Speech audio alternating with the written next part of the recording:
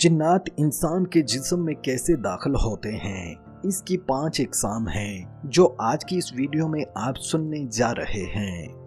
Number 1, गुरोह का चिमटना।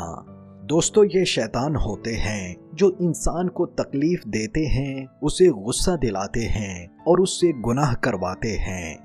Number 2, जिन का चिमटना। ये असली जिन का चिमटना है जो इंसान के जिस्म में दिन या रात के किसी हिस्से में दाखिल हो जाता है, फिर निकल जाता है, फिर अगले दिन दाखिल हो जाता है, या हफ्ते, महीने या साल बाद दाखिल होता है, या निकलने के बाद फिर लौटता नहीं।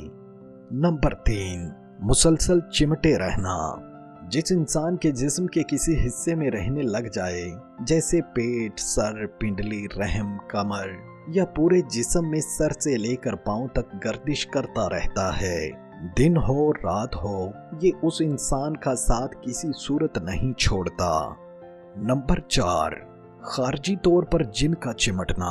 दोस्तों, कहा जाता है कि शैतान इंसान पर जिस्म के बाहर से मुसल्लत होता है, हमेशा या कभी कभी। जिन कभी इंसान या हैवान की शक्ल इख्तियार कर लेता है या इंसान के कंधे पर सवार हो जाता है, जिससे इंसान को हरकत करना मुश्किल हो जाती है, या दिल में तंगी, वसवसा और गुस्सा पैदा कर देता है, या इंसान जब सोने लगता है तो दिमाग पर हरकत करने वाले हिस्से पर दबाव डालता है, जिससे इंसान हरकत करने से आजिज आ जाता है, ना बोल सकता है, ना चीख सकता है, ना हिल सकता है। इसी को जासूम कहते हैं। यह शैतान छोटे जानवर की शक्ल इख्तियार कर लेता है जो इंसान के कपड़ों और जिस्म पर चलता है और उसको नुकसान भी पहुंचाता है।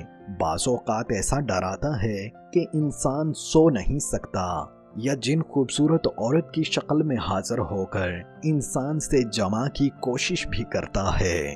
नंबर 5, शैतान अगर किसी इंसान पर चिमटा हुआ है तो किसी भी सबब के तहत वो उसके साथ रहने वाले इंसान पर भी मुसल्लत हो जाता है।